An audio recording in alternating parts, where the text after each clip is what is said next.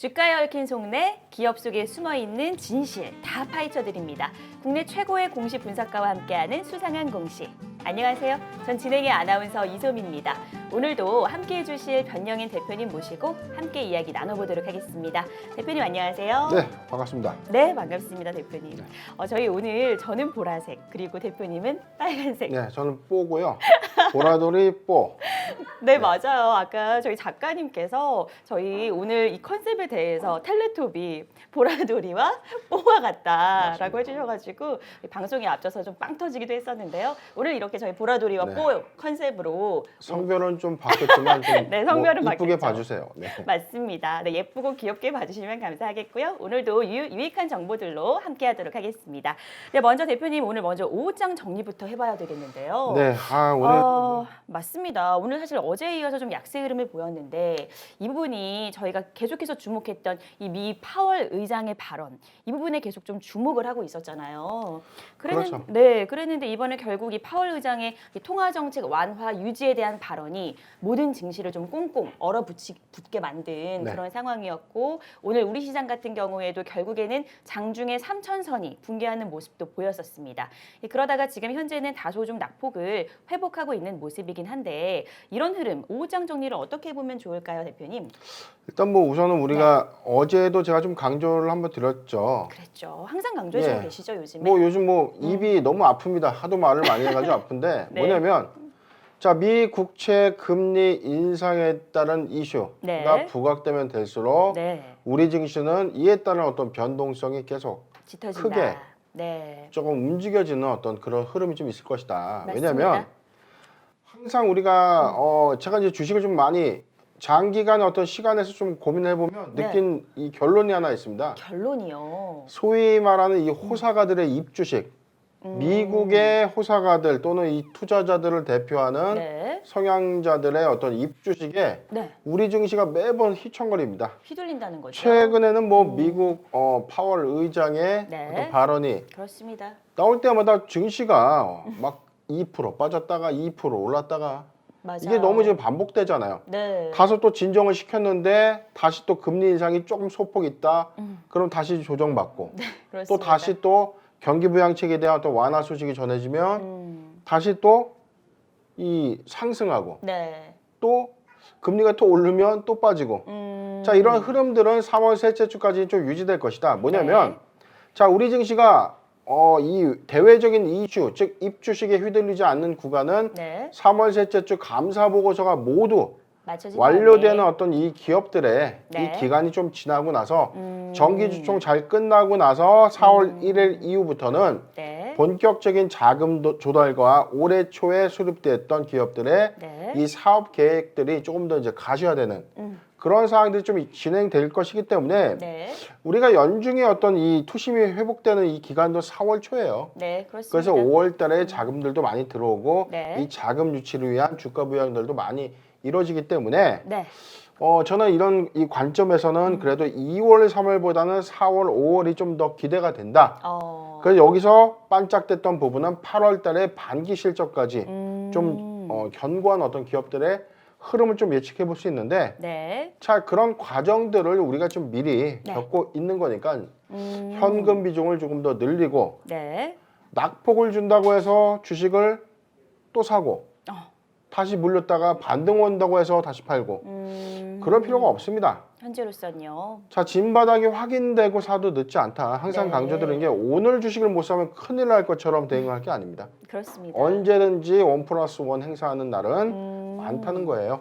자, 너무 그런 좋았어요. 관점에서 우리가 네, 마트에서 네, 싱싱한 우유를 사는 마음으로 1+1 음료를 사는 마음으로 네, 그렇게 주식을 좀 접근하기 좋겠다 네, 라고 좀 정리를 해드리고요. 네, 자, 오늘 우리 장 봐야죠. 네, 오후장입니다. 지금 뭐 코스피 0.9% 지금 오전보다는 그래도 네. 많은 흐름에서 조금 오후장에서 조금 이 반등 좀 시도하면서 3,000포인트 회복은 했어요. 네, 맞습니다. 자, 중국에서 뭐 연 경기 성장률의 한 뭐 6%대 발언 나오면서 네, 좀 회복김이 있다가 다시 좀 사그러드는 그런 흐름 좀 있지만 그래서 3,000포인트 이상에서 지금 15포인트를 상회하는 3,000 한 15포인트, 20포인트 내에서 좀 움직임이 있는데 네. 자, 3,000포인트 이상에서 좀 오늘 좀 조정 잘 받고 다음 장에 조금 더 좋은 흐름에 좀 증시 흐름은 좀 예측됐으면 좋겠다. 네. 라는 개인적인 어떤 의견 좀 드리고요. 네. 자, 코스닥은 뭐 낙폭 부분이 좀 코스피보다는 다소 양호합니다. 그렇네요. 자, 오늘 뭐 시작보다 회복에 대한 기미가 있지만 다시 뭐 조정 이후에 회복하는 이 기미가 네. 상대적으로 코스피보다 코스닥이 오늘 하락이 좀 더 컸거든요. 네. 자, 그런 관점에서는 오늘 오후장으로 가면 갈수록 다소 낙폭을 좀 더 회복하는 네. 그런 흐름으로 좀 장은 이루어지고 있다. 네. 그렇지만 네.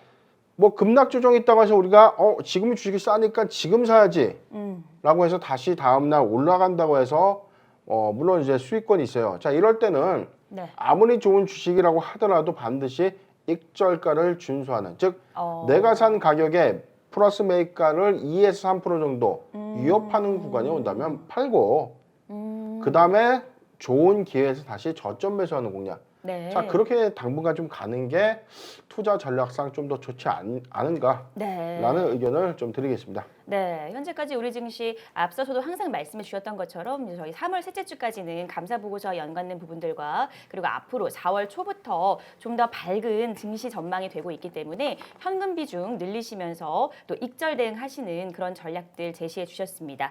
이쯤에서요 계속해서 좀 말씀해 주셨지만은 그 미국 금채 금리가 오르면서 아무래도 이제 이 금리 인상을 빌미로 해서 시장 조정이 있을 것이다. 그렇죠. 네, 그렇기 때문에 이 현금 비중 확실하게 확보를 해야 한다. 익절가 대응해야 된다. 이런 전략을 누차 계속 반복해서 말씀을 해주고 계시는데 근데 이 정도 조정 정도가 아니라 사실 폭락장까지 우려가 되고 있는 이런 목소리들이 나오고 있는 게 현실이거든요. 일단 네. 뭐 제가 뭐 지금 최근에 좀 제 자랑은 아니지만 제가 2월 달 1월 한 셋째 주부터 얘기했던 네. 증시의 흐름을 그래도 제가 예상했던 흐름대로 좀 가고 있어요. 예측하셨던데. 저는 3,000포인트가 네. 깨질 거라고 봤거든요. 어... 자, 견고하게 그 부분 한번 터치는 할 것이다. 네. 그리고 우리가 증시의 대세적 반등, 지금 3,200포인트를 단기적으로 돌파하는 시도의 움직임은 네. 4월 셋째 주에 감사 보고서 제출 이후에 기업들의 어떤 네. 이 사업 계획이 수립되고 이게 진행이 된 시점, 그다음에 네.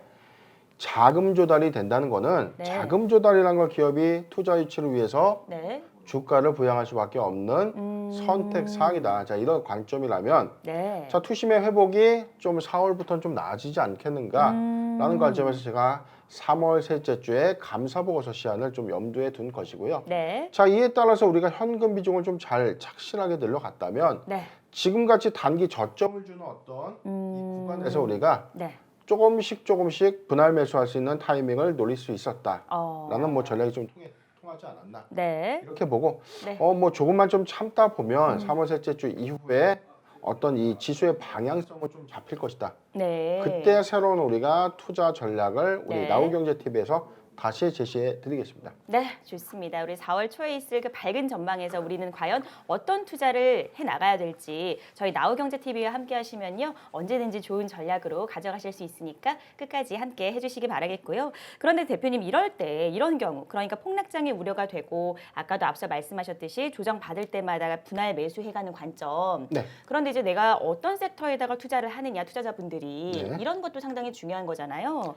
근데 이럴 때 이제 기술주 같은 성장주보다는 경기 민감주를 사야 되는 게 아닌가. 좀 이런 흐름들도 있어지고 사실 실제로 최근에 워런 버핏도 애플 주식을 조금 정리를 하고 네. 그 석유 회사 쉐브론 주식을 사게 되면서 이런 소식이 전해지면서 화제가 되기도 했었거든요. 그렇죠. 네.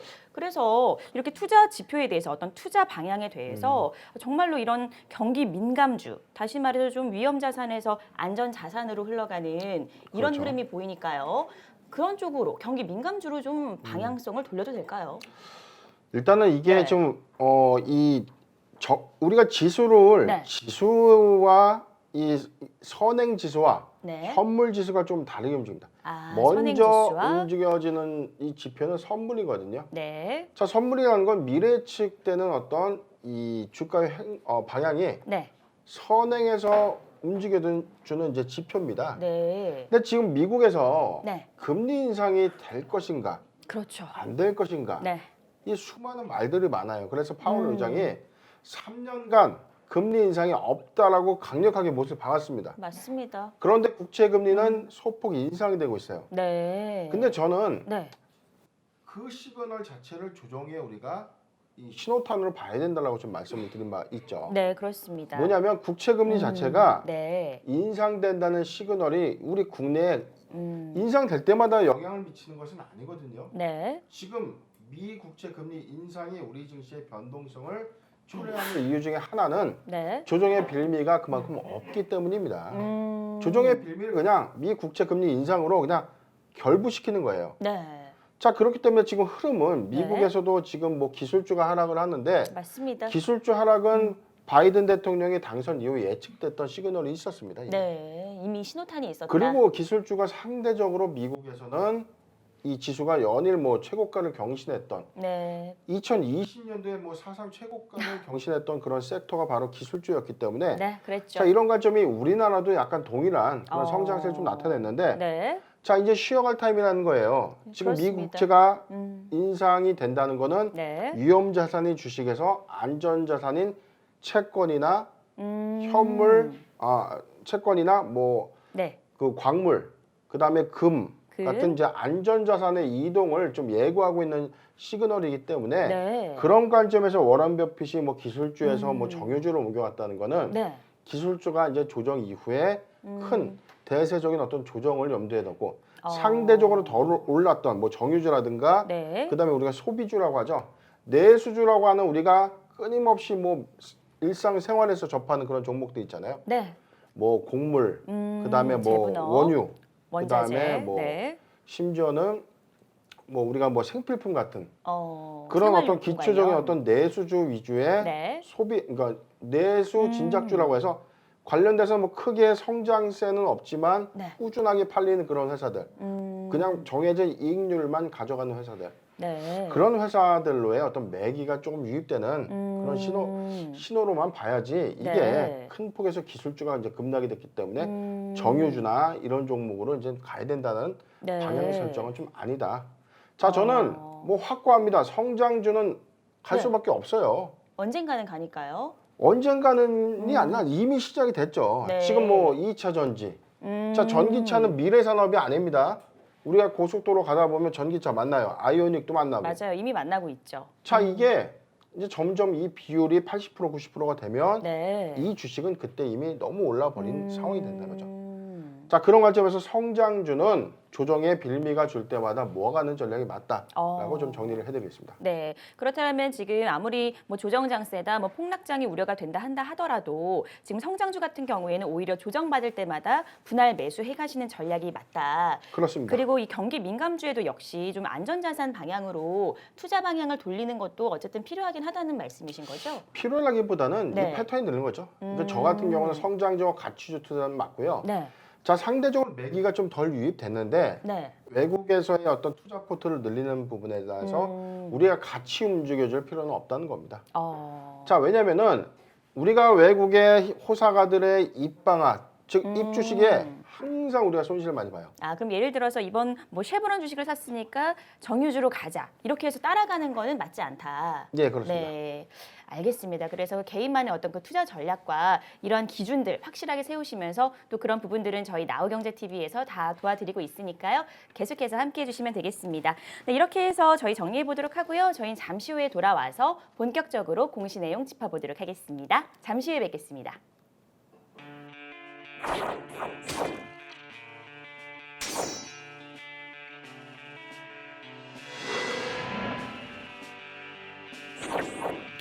주식에 물려 있다고 하려면 드릴게.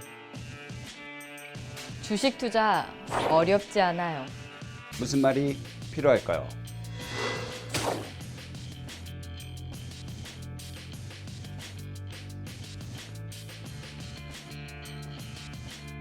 머니부부 전문가들과 나우경제TV가 함께합니다.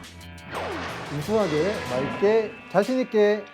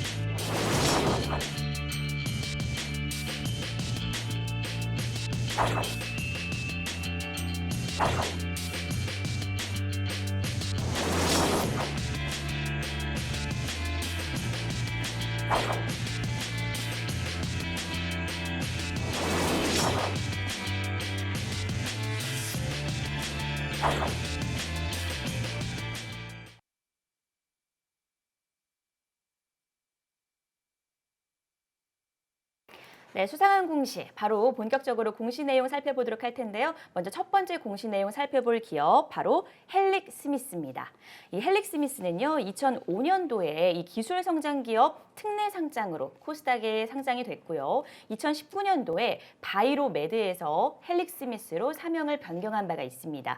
이 헬릭 스미스는요, 현재 DNA 기술 기반의 그 엔젠시스라고 하는 이 약물을 보유하고 있는데, 이 약물 VM20이라는 약물인데요. 이 약물은 당뇨병성 신경병증 그리고 족부궤양 루게리병 치료를 위한 현재 이 약물로서 임상실험 진행 중에 있는 단계입니다.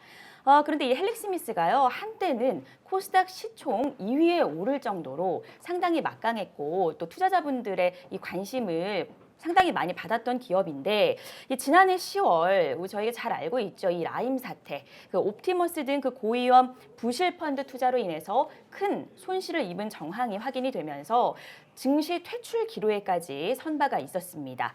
어떻게든 근데 우여곡절 끝에 이제 대규모 유상증자를 통해서 관리 종목 지정은 모면을 하긴 했지만 이 주가 급락만큼은 피할 수가 없었던 상황이었는데요. 2019년도 8월에 1,500억 원 규모의 유상증자를 진행하면서 이 김선영 헬릭 스미스 대표는 이제 앞으로 향후 2년간은 유상증자를 하지 않겠다, 이렇게 다짐을 했었습니다. 그런데 그 약속이 결국에는 지켜지지 못했죠. 그래서 지난해 9월 17일에 유상증자 결정에 대한 공시가 떴을 때 김 대표 본인은 이제 자금 부족 등을 이유로 유상증자에는 참여하지는 않으면서 결국에는 개인 투자자들의 불안감만 계속해서 좀 증폭시키는 그런 결과가 있었는데요.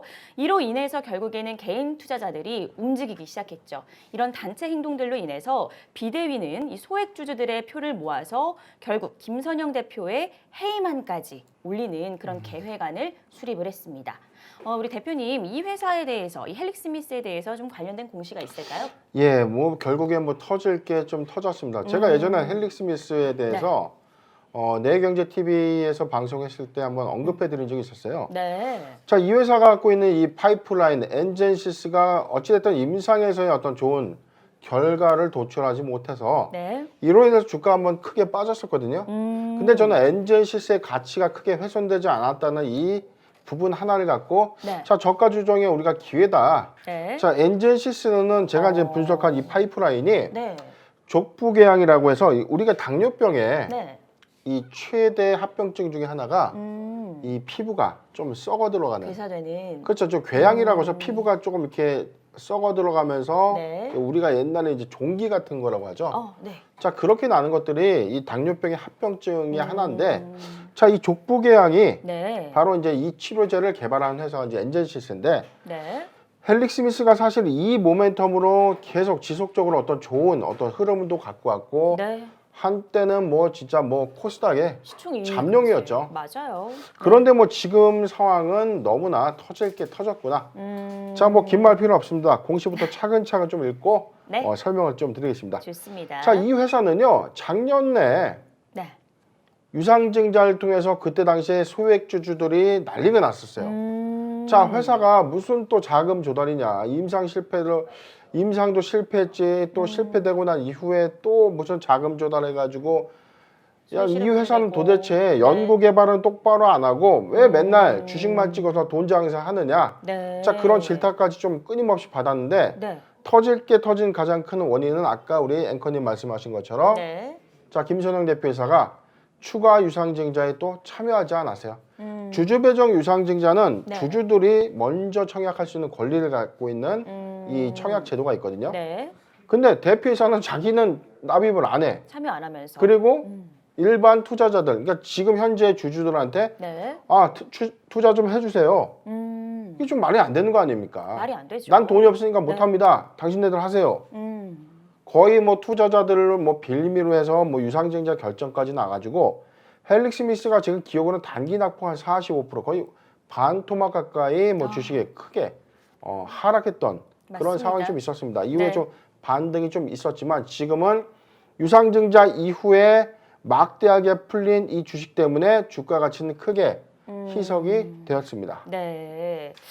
근데 결국에는 여러 가지 뭐 악재들이 많이 겹쳤잖아요. 그렇죠. 네, 터질 게 터졌다라는 말씀도 해주셨는데 또 이제 사실 이 헬릭 스미스 내부에서도 좀 문제가 있을 것 같아요. 그 경영권 분쟁, 흔히 좀 여러 가지 악재가 겹칠 때 좀 따라붙는 게 경영권 분쟁이라는 이런 모멘텀도 있는 것 같은데 이런 거에 대한 어떤 이유나 뭐 상황이 좀 어떤지 궁금하거든요. 일단은 뭐 공시 한번 먼저 보겠습니다. 네. 자, 경영권 분쟁 소개를 이제 잠시 후에 할 텐데요. 네. 자, 작년 이제 뭐 실적만 먼저 보더라도 네. 지금 2월 19일 날 회사는 매출 또는 손익구조 30% 이상 변동 공시를 했는데 네. 자, 매출액은 44억입니다. 네. 근데 이제 작년 44억, 올해 43억. 뭐 매출액은 크게 차이가 없습니다. 자, 헬릭 스미스는 우리가 이렇게 봐야 돼요. 일반 제조회사는 좀 다르게 네. 바이오, 즉 이 임상 신약을 개발하는 회사들은 네. 단기에 당장의 신약 개발이 완료되기 이전까지 발생되는 이런 비용들은 네. 거의 다가 연구 개발비이기 때문에 매출이 없을 수밖에 없습니다. 자, 이 점은 우리가 참작해 드리겠습니다. 네. 그런데 뭐 작년에 비용은 직전에도 417억 썼는데 자, 2020년도 보니까 711억의 영업 손실을 냈어요. 그리고 단기 순손실도 839억 원에. 네. 자, 막대한 비용의 자금을 투입해서 사실적으로 대규모 유상증자를 통해서 확충된 연구 개발로 자, 어찌됐던 신약의 임상 효과를 좀 거두지 못한 입증하지 못했고요. 그런 어떤 악재는 좀 가지고 왔었습니다. 네. 자, 손익구조 주요 변동 원인에 대해서 자, 엔젠시스 관련 연구 개발비가 증가됐다. 그리고 자회사를 통한 생산시설 구축 비용 등이 증가됐다라고 좀 밝히고 있었습니다. 네. 자, 결론을 좀 내드릴게요. 지금 실적도 결론이요? 일단은 별로 좋지는 않습니다. 자, 네. 우리 실적을 바이오 제약, 바이오 파이프라인 갖고 가는 회사이기 때문에 자, 인정해드리겠습니다. 비용도 쓴 것도 뭐 인정해드려요. 네. 근데 임상 실패를 차지하더라도 네. 경영진의 지금 마인드거든요. 경영진의 마인드가. 그렇죠. 네. 대규모 유상증자를 2019년도에 이미 했어요. 네. 당시에 향후 2년간은 대규모 좀 안 하겠습니다 했는데 네. 또 1년이 지나자마자 바로 또 유상증자를 결정해서 그랬죠. 이 투자자들은 두 번 당한 거예요. 맞아요. 약속까지 했는데도 불구하고 말이죠. 그래서 지금 네. 뭐 사실 뭐 비대위가 네. 구성이 좀 됐는데 음. 자, 뭐 어제였습니다. 자, 헬릭 스미스는 소송 등의 제기 신청 공시가 있었습니다. 잠깐 좀 보도록 하죠. 네. 자, 소송 등의 제기 신청. 자, 사건 명칭은 주주명부 열람 및 등사 가처분. 자, 쉽게 얘기해서 네. 자, 회사 주주명부를 좀 보여주세요 라고 법원에 신청한 겁니다. 음. 자, 원고는 변경수 씨 외 사명으로 되어 있는데 네. 자, 이분들이 바로 헬릭 스미스의 비대위, 즉 소액주주 연합입니다. 자, 내용을 소액주주 보도록 연합. 하죠. 네. 자, 채무자는 이 결정을 받은 날로부터 이 영업일의 업무 시간 내에서 회사의 본점 또는 보관 장소에서 주주명부에 대한 열람과 등사는 뭐 이게 복사라든지 뭐 이렇게 저장할 수 있는 네. 그런 이 사항들을 의미합니다. 네. 열람 등사를 허용해야 된다. 자, 좀 뭐냐면 회사가 경영권 분쟁의 시초가 되는 게 임시 주주총회 소집 허가. 주총 열어주세요, 판사님이라고 네. 이야기하는 거예요. 그 다음에 이어서 할 수 있는 게 주주명부 열람 및 등사 가처분. 우리 주주명부 보여주고요. 네. 우리가 좀 복사도 좀 하고 할 수 있게 좀 해주세요. 라고 신청하는 겁니다. 자, 지금 신청 사건은 네. 주주명부 열람을 통해서 확보된 주주 구성원들을 규합시켜서 네. 자, 뭐 어찌됐든 이 회사의 주식회사는 의결권이라는 이 주식 한 표당 한 주죠. 네. 그렇죠. 자, 표대결을 통해서 회사의 경영권을 가져올 수 있는 것. 네. 그런 어떤 이 주주들의 권리가 있습니다. 자, 지금 뭐 헬릭 스미스의 김선영 대표의 지분율은 네. 현저하게 떨어져 있어요. 그리고 현재는요. 추가적인 대규모 유상증자에도 참여하지 않았기 때문에 네. 이런 소액주주들의 어떤 규합 움직임에 회사가 좀 당혹하고 있는데 자, 최근에 좀 뭐 이슈가 좀 불거졌습니다. 네. 헬릭 어떤 스미스의 이슈였죠? 관계자가 네. 자, 주주명부 열람 등산을 하러 간 이 소액주주들을 네. 화물 엘리베이터에 태웠대요. 자, 정말요? 이제 주주들의 어떤 이 어떤 권리를 좀 보장해 줘야 되는데 오히려 뭐 화물 엘리베이터로 안내를 하고 근데 이런 부분들이 좀 뭐 소액주주 연대 카페에서 계속 흘러나가고 있다가 이게 기사화가 좀 된 내용들이 좀 있었습니다. 그랬군요. 자, 뭐 이 지분 구조가 이 오너 일가에 좀 유리한 부분으로 자회사의 스피노프가 있었고요. 네. 그 다음에 주주들을 화물 엘리베이터에 태우는 문전박대 행위까지 좀 밝혀지면서 네. 지금 뭐 소위 헬릭스미스의 투자자들이 뿔이 났다. 그럴만하네요. 라는 좀 뭐 평가고요. 네. 자, 지금 소액주주는요. 네. 주주들은 투명 경영, 그 다음에 임상 정보를 좀 제공해 달라. 임상이 정말 실패한 것인지 아니면 그렇죠. 다시 추출해서 좀 갈 수 있는 약물인지 궁금할 수밖에 없잖아요. 그럼요. 내 당연히 모든 알고리즘이니까. 재산을 네. 투자한 거예요. 네. 당연히 알아야죠. 자, 그런 알 권리를 요구하고 있는데 네. 정작 회사는 변명하기 급급하고 오히려 소액주주를 문전 박대하면서 이러한 어떤 회사를 향한 이 네. 투자자들의 이 불신이 네. 조금 뭐 증폭되고 있는 그런 어떤 상황입니다. 네, 그렇다면은 실제 투자자분들 여러모로 마음고생 지금 심하게 하실 것 같은데 이렇게 회사에서 경영권 분쟁이 있어지게 됐을 때 네. 우리 투자자분들의 대응 전략은 좀 어떻게 가져가면 좋을까요? 일단 뭐 경영권 분쟁은 사실 우리가 네. 호재로 보는 관점이 좀 있어요. 그래요? 우리가 이제 멀게 가지 말고 우리 대한항공도 경영권 분쟁이 있었죠. 그랬죠. 당시에는 이 조원태 부회장을 통한 이 주축 세력과 조현아 네, 뭐 부사장을 필두로 한 이제 3자 세력이 있었죠. 네. 자, 지분율에 대한 어떤 지분 구조가 팽배했을 때 장내 매수라는 어떤 그런 장내 매수라는 네. 효과를 통해서 오히려 주가가 급등하는 올라가는. 그런 경향도 좀 있거든요. 네. 자, 지금은 차이가 좀 있습니다. 헬릭스미스는 아니다. 그렇죠. 네, 헬릭스미스는 대규모 유상증자 물량이 시중에 이미 다 풀렸기 때문에 네. 주주의 어떤 이 가치는 좀 많이 희석된 그런 상태예요. 네. 그리고 지금 대주주의 지분율은 크게 쪼그라든 상태이기 때문에 네. 소액주주들은 이번에 아주 매서운 맛을 좀 보여준다면 네. 경영진들이 좀 깜짝 놀라야 될 그런 이슈가 좀 아닌가 싶은데 네. 근데 애석하지만 아직까지 이 코스닥 시장에서 네. 이 소액주주들이 음. 회사를 뺏은 케이스가 없습니다. 한 번도 없나요? 자, 결국 종국적으로는 이런 부분들이 회사를 오히려 더 안 좋게 만드는 네. 영향을 좀 갖고 가기 때문에 네. 오히려 어떤 이 비대위가 요구하는 내용들이 회사에 좀 잘 반영돼서 네. 공동 경영이라든가 경영의 투명성을 좀 보장하는 방식으로서의 회사 정상화가 좀 필요하지 않을까라는 개인적인 의견을 좀 드리고요. 네. 자, 지금 이 부분 때문에 뭐 어떤 적대적 지분 관계로 인해서 주가 상승은 좀 예측하기에는 좀 다소 이르다. 네. 그렇게 보여지는데 네. 지금 헬릭스미스의 최대 좀 문제는 네.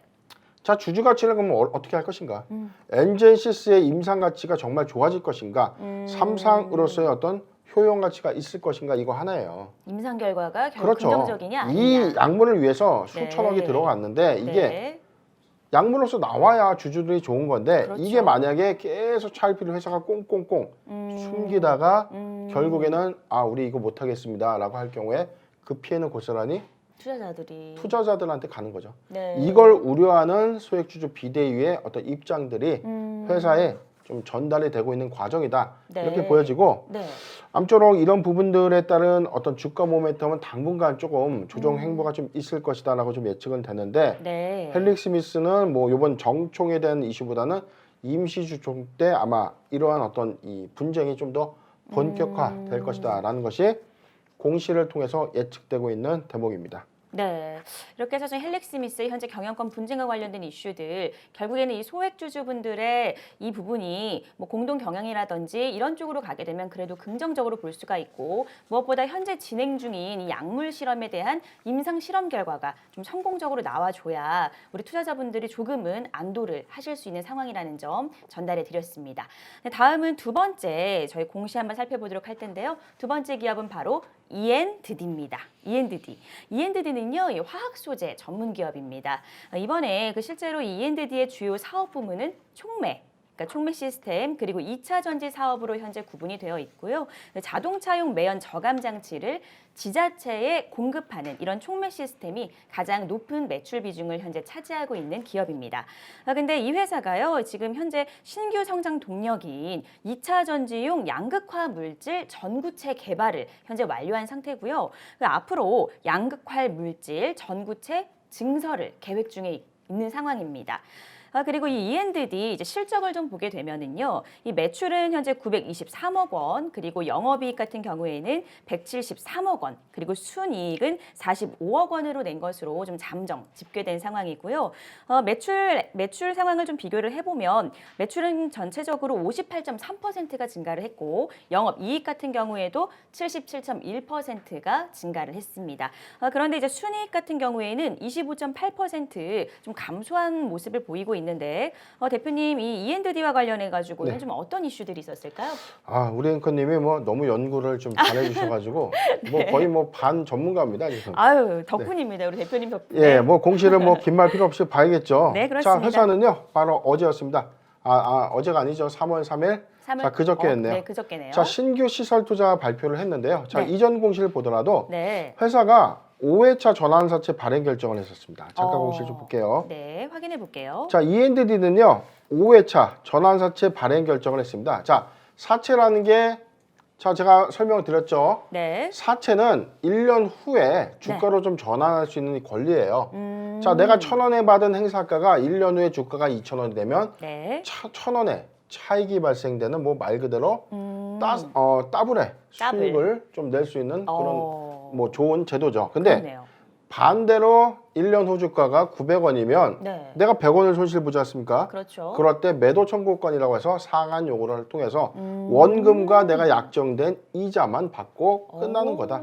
자, 사채권을 갖고 있으면서 주식의 어떤 좋은 이 차익을 볼 수 있는 구간에 네. 주식으로 전환을 할 수 있는 이 권리가 바로 전환사채인데요. 자, 회사는 5회차 무기명식 이권부 무보증 3호 전환사채 발행을 했습니다. 자, 발행 총 금액은 300억입니다. 네. 자, 이자율이 너무 싸네요. 0.1%. 와. 뭐 거의 뭐 무이자에 가깝게 이자를 줬습니다. 그렇네요. 자, 쭉 내려보겠습니다. 자, 네. 근데 중요한 제가 포인트 중에 하나가 네. 납입 대상자가 누군가도 좀 중요하고요. 그다음에 자금 사용 목적이 가장 중요한데 네. 자, 이 납입 대상자들을 보면 키움증권 주식회사 쭉 나와서 즉 기관 투자자들이 300억 원에 대한 자금을 조달해 줬다. 자, 구체적인 사용 목적입니다. 이 부분이 가장 중요합니다. 구체적 사용 공시를 목적. 꼭 봐야 되는 이유 중에 하나가 네. 이 부분은 항상 체크해야 돼요. 자, 이 돈 받아서 뭐 했을 건가? 자, 나와 있습니다. 네. 자, 시설 투자 및 운영 자금으로 300억을 쓰겠다. 자, 본사채 발행을 통해서 조달한 자금은 생산시설 투자 및 운영자금에 사용될 예정이다. 자, 이 공시가 2월 15일 날 있었습니다. 네. 자, 그리고 바로 2월 17일 날 돈 300억이 들어왔어요. 자, 이 공시를 통해서 우리가 유추 해석했다면 네. 그렇다면 이게 신규 시설이나 운영자금을 언제 쓸 건지에 대한 공시가 있을 건데 그렇죠. 자, 이게 3월 3일 날 나온 거죠. 3월 3일에 공시를 네. 잘 읽고 해석하다 보면 다음의 플랜과 다음의 계획 부분들을 우리가 예측할 수 있었다. 네. 자, 이 관점에서 좀 말씀드리고 정말 그렇네요. 자, 시설 투자 금액 밝혔습니다. 전체 자기 자본의 573억에 26.1%에 해당되는 150억 원을 시설 투자를 했습니다. 자, 투자 목적은요. 네. 자, 이게 중요하죠. 2차 2차 전지 전지. 소재 생산 설비 캐파 증대를 위한 투자다. 네. 자, 이 회사는 아까 설명드린 바와 같이 네. 자동차용 촉매 시스템이 거의 주사업이에요. 주력 사업이 네. 그래도 꾸준한 어떤 성장을 내고 이익을 좀 내고 있는 사업인데 네. 이 회사가 신규 성장 동력인 2차 전지 사업에 그것도 이제 소재 사업에 이제 투자를 했는데 네. 이게 양극재입니다. 우리가 2차 전지는 크게 양극재, 음극재, 전해질, 그다음에 분리막 이렇게 크게 4가지 요소로 구성이 네. 되어 있는데 네. 자, 양극재라는 이 물질에 핵심 물질에 네. 들어가는 이 소재를 바로 E&D가 이제 개발을 했는데 자, 자, 여기서 만드는 이 생산 캐파를 좀 더 늘리기 위해서 150억 원에 대한 자금을 이 생산 설비 캐파 증대를 위해서 투자 결정을 한 겁니다. 네. 자, 회사는 지금 글로벌 1위 업체가요. 네.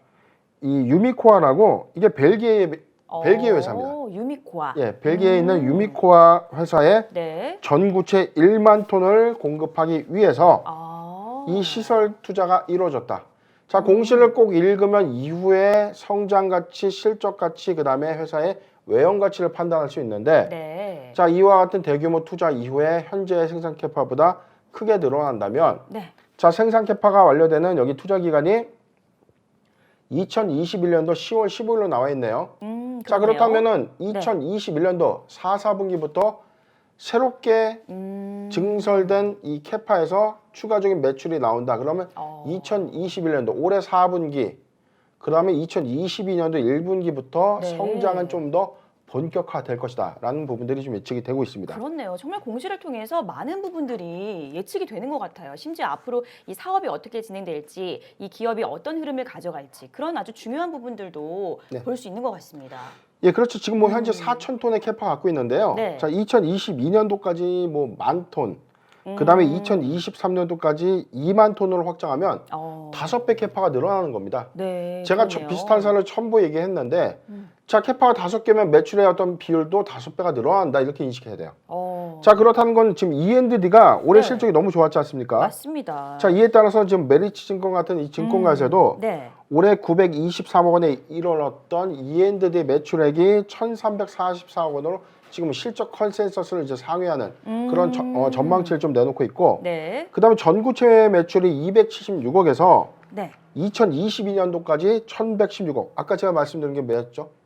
5배예요. 캐파가 맞아요. 늘어난 만큼 매출도 매출은 같이 늘어난다. 네. 자, 이 관점으로 우리가 조정시 매수 전략 그리고 2022년, 2023년도까지 실적 컨센서스는 네. 상회할 것이다. 이 점 우리가 좀 메모해서 네. 자, 저점씩 공략해도 괜찮다. 2차 전지는 지속적으로 성장주다. 계속되는 어떤 네. 성장주로서 우리가 관심 네. 가져도 좋다라고 정리를 해드리겠습니다. 네, 두 번째 수상한 공시 종목 E&D 역시 2차 전지와 관련된 성장주로서 관심 종목에 담아두시길 추천해 주셨고요. 현재 이제 사업 계획 4분기 올해 그 10월 달에 있어지게 되는 부분과 그리고 내년도 또 1분기에 있어지게 되는 매출 실적에 대한 기대감 기대해 보실 수 있을 거다. 매출액이 무려 한 5배가 인상되는 그런 부분들도 예측을 해 주셨으니까요. 계속해서 조정 시마다 매수해 가는 전략 가지시면 좋겠습니다.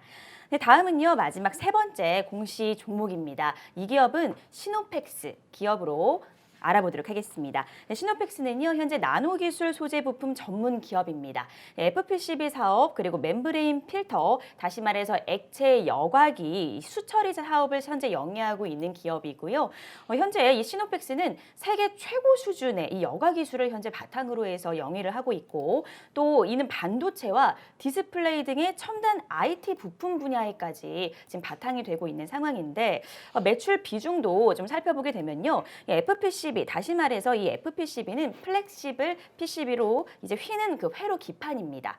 이 부분이 지금 매출 비중의 89%를 차지하고 있고요. 그리고 멤브레인 필터 아까 말씀드렸던 액체 여과기 이 부분도 현재 10.5%를 차지하고 있는 상황인데 사실은 이 시노펙스 저도 상당히 좀 많이 들어봤던 낯이 익은 그런 기업인데요. 현재 실적 상황이 어떨지 좀 궁금하긴 하거든요.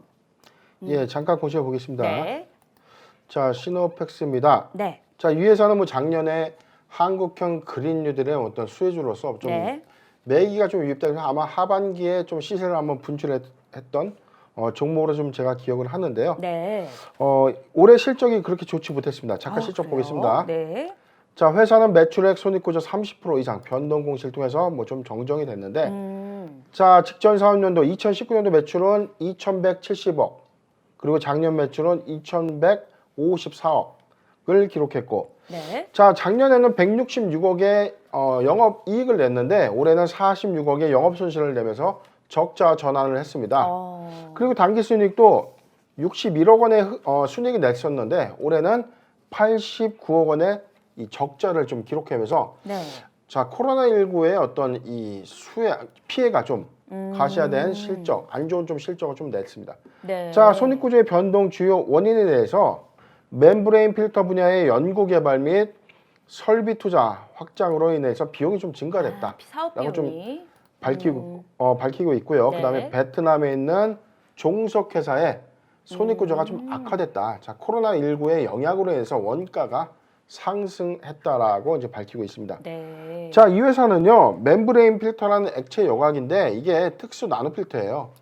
자, 우리가 뭐 일반적인 필터라고 하는 뭐 공기청정 필터 뜯어보면은 뭐 네. 스펀지로도 돼 있고 집진 시설이라고 하는 그런 어떤 필터라기보다는 조금 더 상위의 개념의 어떤 나노 아주 초미세한 어떤 필터인데 이게 네. 액체 여과기에만 적용되는 것이 아니라 자, 바이오 이 소재에도 좀 적용이 되고 있습니다. 바이오 소재도요. 그다음에 우리가 집진 시설을 가장 기본적으로 가져야 되는 시설이 네. 반도체 2차 전지의 공정에도 들어가는 필터입니다. 어. 자, 시노펙스가 갖고 있는 멤브레인 필터의 이 기술력은 네.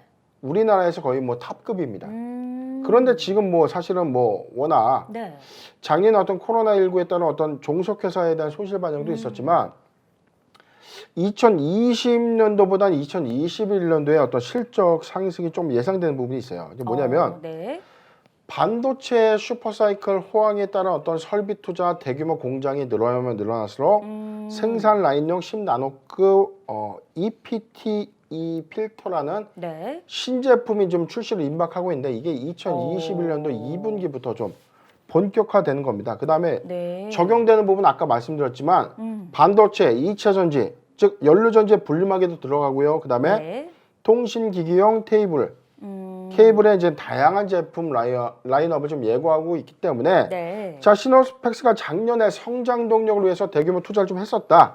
그리고 올해는 그 투자 효과가 좀 나타날 것이라고 좀 밝히고 있는데 네. 어찌됐든 작년 실적은 아주 안 좋았습니다. 자, 그러게요. 1분기에 지금 선행되는 네. 실적 지표를 보고 우리가 투자를 할 텐데 네. 자, 1분기 보고서의 제출 마감일은 5월 15일입니다.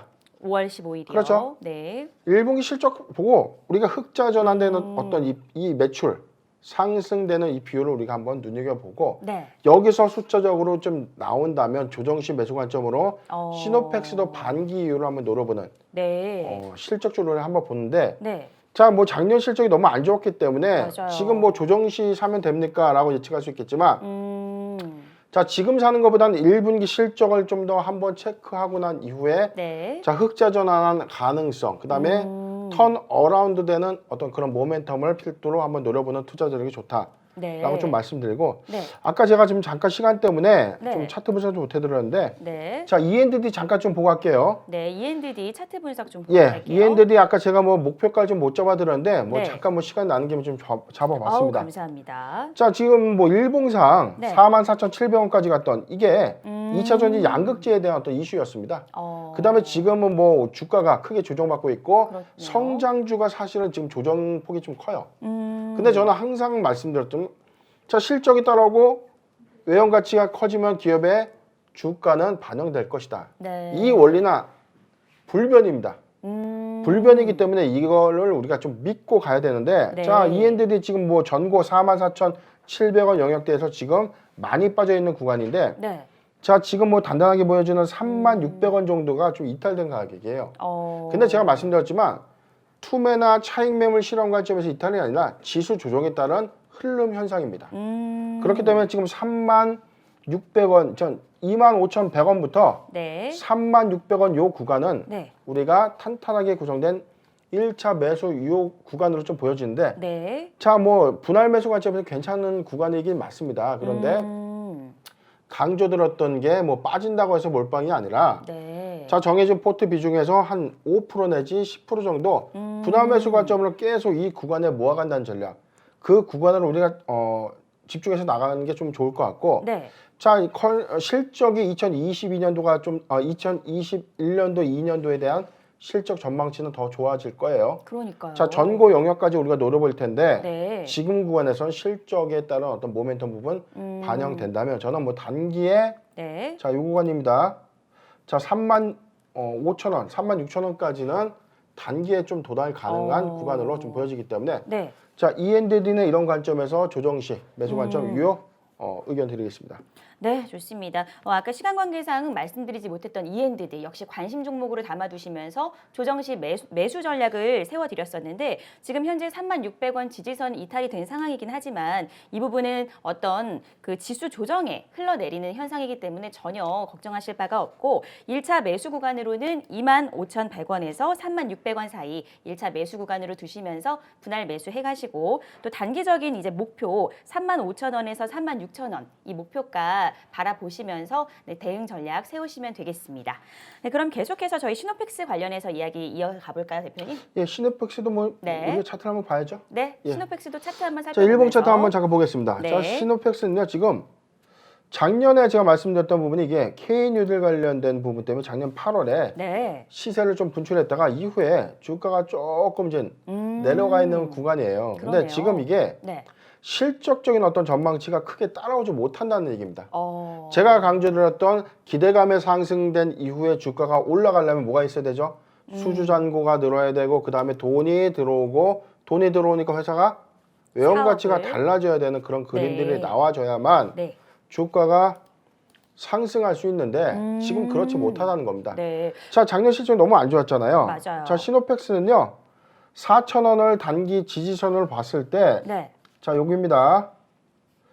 자, 3,400원, 3,400원부터 지금 4,000원 이탈 구간이 된다면 네. 적극 1차 매수 구간으로 좀 유효해 보이는데 자, 지수가 탄탄한 가정, 그다음에 1분기 실적이 좀 상회하는 그런 어떤 시그널이 좀 포착이 된다는 전제하에서 네. 자, 3,400원대부터 4,000원까지는 좀 매수해도 조금 괜찮은 구간이다라고 좀 의견을 좀 드렸고요. 자, 단기 목표가는 자, 여기죠. 자, 4,800원까지는 네. 자, 4,800원까지는 자, 이런 어떤 실적이 이 턴 어라운드 되는 시점이라면 4,800원에서 5,000원까지는 단기 도달이 좀 가능한 구간이 아닌가라는 관점의 의견을 좀 드리도록 하겠습니다. 네, 그렇다면 이 시노펙스 같은 경우에는 3,500원 이하는 그래도 계속해서 좀 분할 매수에 가도 좋다라는 그렇죠. 건가요? 여기도 제가 항상 말했죠. 네. 설정해 놓은 이 분할 매수 구간이라는 건요. 네.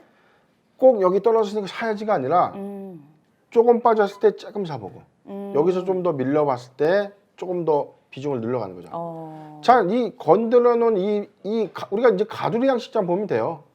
자, 끝단 위에서 살 필요가 없잖아요. 그렇죠. 하단으로 왔을 때, 그러니까 우리가 여기 구간 안에서 내가 사야지. 그런데 네. 여기서 조금 더 밀려주면 좋겠어요. 여기서 조금 더 세일을 한다면 나는 얼마만큼은 좀 더 사놓을 거야. 네. 뭐 그런 어떤 나름의 매수 전략인데, 네. 자, 기회는 많습니다. 뭐 갑자기 지금 뭐 3,400원에서 4,000원 미만의 구간이 안 올 수도 있지만 네. 오면 산다라는 관점으로 접근해야 되고요. 1분기 실적은 5월 15일에 1, 2, 3월 실적이 나오죠. 그렇죠. 자, 실적에서 우리가 영업이익 전환, 그다음에 단기순이익 전환 여부를 한번 보고 흑자 전환이 가능하다면 반기 네. 정도에는 이 실적에 대한 모멘텀으로 단기 4,800원에서 5,000원 정도는 좀 무방하지 도달 가능하지 않겠는가라는 네. 의견을 좀 드린 겁니다. 네, 알겠습니다. 네, 마지막 우리 공시 종목 시노펙스 역시 이제 앞으로의 어떤 신사업 확대에 대한 기대감이 있기 때문에 지금은 조정받는 구간이지만 앞으로는 이제 아주 유망하다라는 말씀해 주시면서 현재 단기 지지선으로는 이제 4,000원 그 이하로 분할 매수 전략, 단 지수가 탄탄하고 또 5월 15일에 있어지게 되는 그 실적 보고에 대한 부분들 보시면서 흑자 전환 여부 노려보시면서 목표가, 단기 목표가는 4,800원에서 5,000원 보시면서 대응 전략 이뤄가시면 되겠습니다. 네, 오늘도 우리 저희 수상한 공시를 통해서 이렇게 3가지 종목 다 살펴봤는데요. 오늘도 많이 유익하셨죠? 수상한 공시 오늘 지금 저희가 준비한 내용은 여기까지고요. 네, 그러면은 오늘도 저희 통해서 대응 전략 잘 세워주시고 구독과 좋아요 그리고 알람 설정 꼭 눌러주시고 나우경제와 끝까지 함께해 주시면 되겠습니다. 저희는 수상한 공시 여기서 마치고요. 이어서 손용희 전문가와 함께하는 골든타임으로 다시 찾아뵙도록 하겠습니다. 오늘도 시청해주신 여러분 고맙습니다.